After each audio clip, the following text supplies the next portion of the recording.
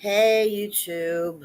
So I had scrounged a little bit of leftover money and got season 4 of Sons of Anarchy and watched the final episode this morning and want to do this review. And I'm going to move on to a different show. I'm going to be moving on to some other show that I want to put some money into and watch, but I do want to review season 4 of Sons of Anarchy, and I might go back later and get season 5 and, see what happens in season 5. But I think I'm going to stop after season 4, not because I'm not a fan. I love the show and I love all the actors in the show. I think it's really great writing and acting. I really do think, I mean, Katie Seagal is just amazing as Gemma. I mean, she really is amazing.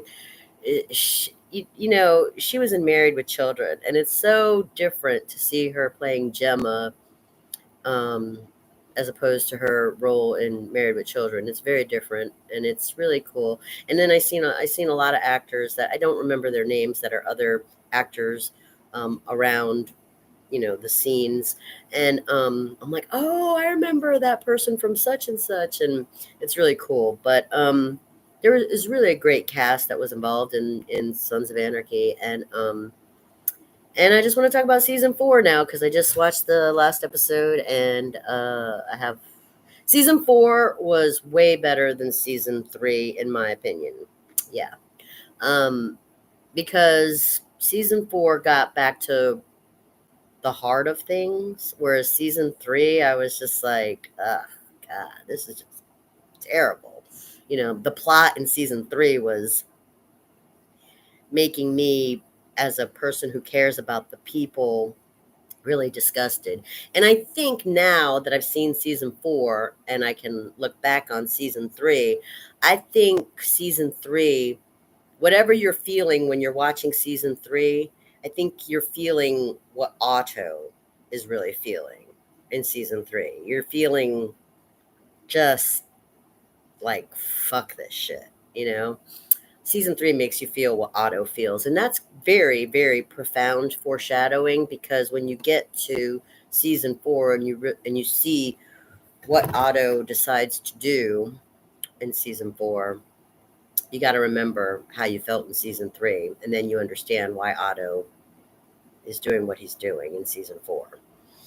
Um, so a lot of stuff happened in season 4. All right, let's start with Gemma. Let's start with Gemma. Uh, sh- whew. Gemma and Clay are going through some really deep, intense, crazy stuff, and it's because of John Teller. It's because before Gemma and Clay were together, Gemma was with John. And that's where Jax was born, from Gemma and John. John was the starter, the founder of the club.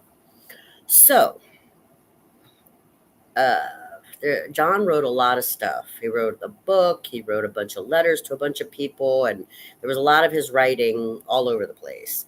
And in some of those writings and in some of those letters and things like that, there were a lot of secrets about things that happened with the club, things that happened to John, and all this stuff. So, anyway, Gemma and Clay, throughout the first 3 seasons, what we learn about them is that for the sake of the club and their family, they have always been sort of like the keeper of secrets. They, know how to just keep everything quiet. No matter what happens, keep it to yourself. That was Gemma and Clay's like thing, you know. So, but they see that uh, the writings, John, it's like John's ghost. This is why it says very Hamlet. It's like John's ghost is not allowing Gemma and Clay's secrets to stay secret anymore, which is the cliche, the truth will come out, well, it's coming out in season 4, and Clay starts freaking out because his whole way of being is based on those secrets staying secret. And without that, when the truth comes out, Clay's pretty much destroyed because whatever respect that he gets is based on that truth, those truths not coming out. So, anyway, Piney, who is still very upset about Donna, the only one who hasn't gotten over Donna's death is Piney. And Piney finds out. He finds out. He reads these letters and finds out that um, that Clay was responsible for John's death. I don't know. See, the only confusing part on that was how could John have written the letter if he was already dead? I mean, that part was a little confusing, but they never really showed the actual writing in the letters. So we don't know who really wrote the letter, or if John just speculated that that was going to happen, like sort of like, predicted that that was going to happen or something like that. We don't really know what exactly was written in the letter. We just see papers, and Piney knew something that was between Clay and John and Gemma. And this is confusing, and it is so Hamlet because like Hamlet's mom and stepfather, Hamlet's dad was killed. And so um anyway, it's weird, the ghost thing, Gemma even said that. I think it was in season 1 or 2. Gemma said it's like his ghost is, talking to him from the dead. And that's kind of, it's kind of interesting because it really starts to be a big thing in season 4, with Clay coming undone, and these letters and truth coming out.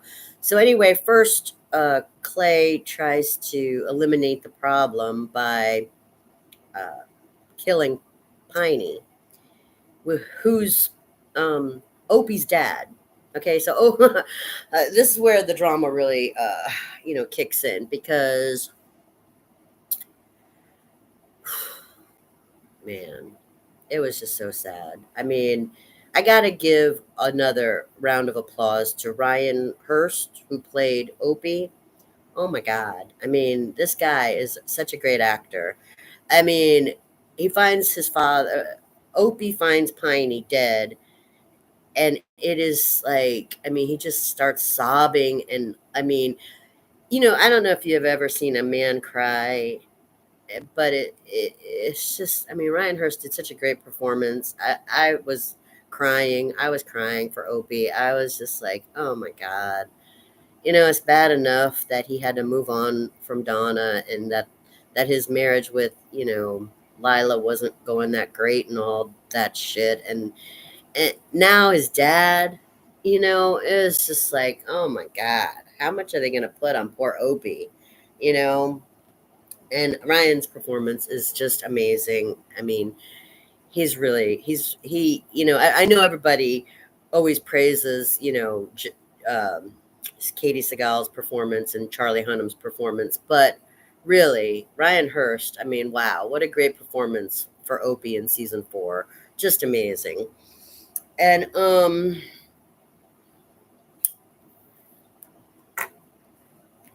so uh Opie finds out, because Unser, who has been around way, way, way, way back. Unser's been around since Clay and Gemma and John. Unser's been around that long. And so Unser knows a lot about stuff. And I mean, people don't stop to think that Unser is in mourning too in season 3 and going into season 4, because, I mean, David Hale, whether he was blood related or not, I think Unser kind of looked at David Hale like a son. So, that's kind of hard for Unser. And this is really, I don't know. It's Unser knows that he's worried about Opie. Just like Unser's like, if you're the audience and you care about Opie, then you're kind of like Unser, going to, like, you want to help Opie so that Opie doesn't just flip out, hurt the wrong people, or hurt himself. So you're kind of, so that's what Unser was doing. And Unser gets there right in time to explain to Opie what was going on. And so Opie finds out that Clay killed Piney, and Opie is furious. Furious, and he's done. He's like ready just to, he's gonna take Clay out, and he's over the whole shit. He feels like Jax is leaving the club with Tara. Um, he don't even, Lila and him didn't work out or whatever. His dad has just been killed by the leader of the club. He's Opie's just had it. He's just had enough, and he's gonna go, take Clay out. So um, it gets a little more complicated though, because the wheeling and dealing and with their club stuff, how I said that they mostly dealt in guns. Well, in season 3, they sort of got mixed up with the cartel people and some drug stuff because of all these other deals that were falling through, falling down. This deal fell down, that deal fell down. So they got mixed up in different deals. And so drugs sort of got into the picture. Well, those were mostly negotiated and, dealt by Clay in the leading position. So when Opie goes to try to kill Clay, Jax stops it, and you know, eh, Opie shot Clay, but then Jax had to shoot Opie's like arm out of the, to get him to stop because he didn't really want to kill Opie. But anyway, it was just a really crazy scene, and then Jax had to explain later to Opie that he didn't know that Clay had done that to Piney, but that they couldn't kill Clay because if they mess up the deal that was already made with the cartel, then the whole club was going to basically go down, and because there was the CIA and the feds and all these like big government organizations that are like zooming in on all this stuff, and so it's kind of having to play out now. And without Clay being alive, then you know Jax is worried that the whole club is going to suffer, so he tells Opie, I'm not going to leave. And so Opie feels a little bit better that his best friend is going to take control of the club, which is what Opie wanted, really. And he sort of relaxes a little bit, but you can tell that Opie is, he's still like fire is in his eyes. Like he's like the only person who could have calmed Opie down. Unser helped, but there was no calming Opie down except for Jax telling Opie that he was going to stay. Um, so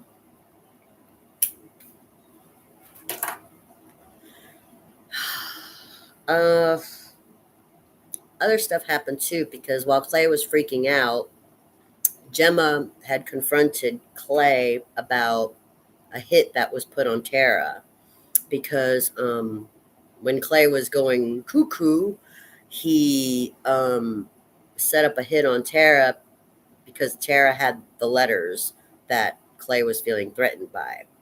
So she hadn't shown them to Jax. She was worried too, actually, about what was in the letters.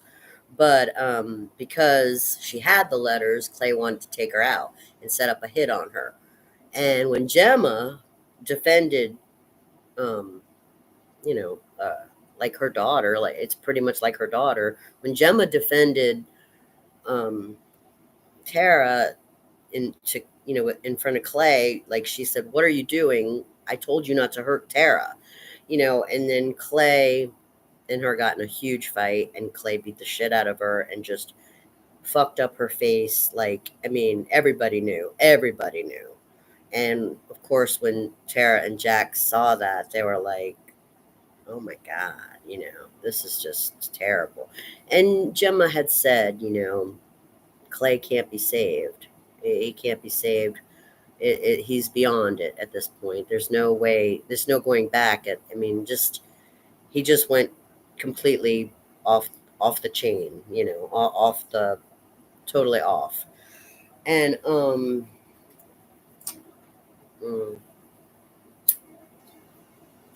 so in the meantime, there's other stuff going on. In the back in jail in Otto's world, there's this new Fed or something. And he's a very interesting guy. I don't know his name, but he's weird. He's kind of cool. He makes me laugh. I guess he's sort of like he kind of has the same vibe as a David Hale, but he looks a lot different, and he's basically trying to handle new deals that will clean things up in a more proper or more respectful way. So he's talking to Otto, and Otto's like really like cuts to the chase. He's like, "What do you want?" And I'll tell you what I want, because Otto's had it too. He's been rotting there for 4 seasons now. He lost Luann. He doesn't trust anything that anybody says, and he's kind of him and Opie are basically in the same mind frame, where it's just like there's nobody you can trust. They don't feel like anybody gives a shit about them, and they've had it, you know. So Otto signs a deal, and Bobby Bobby gets turned in.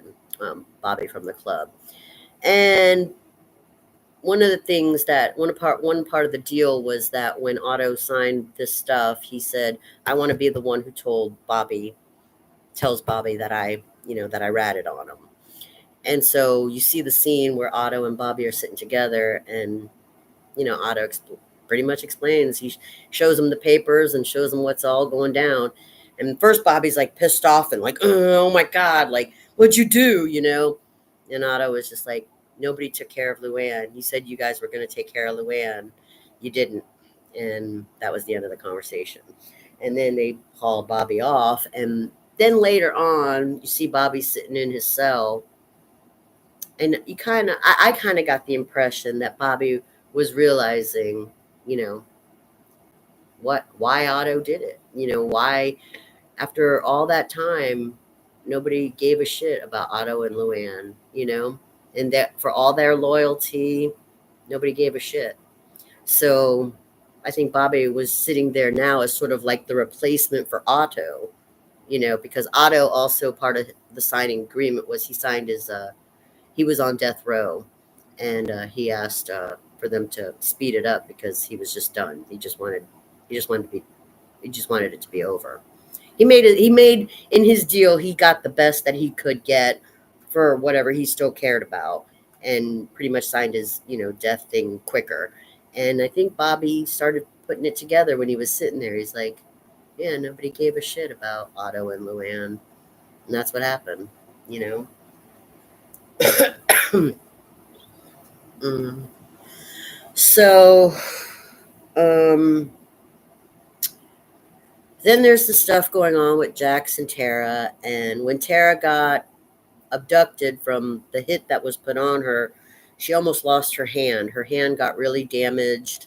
Um, and that was so sad because I felt her pain. I think I cried at that point too for Tara again, because I felt her pain. Like, I know what it's like to lose your career, or even though Jax was telling her it's not over, your hand's going to heal and everything, but she she was going through it hard. I mean, her hand was completely fucked up, and she was, crying and wondering if she was ever going to be able to do doctor surgery stuff again. It was so sad. I know what that felt like. I know what that feels like. And then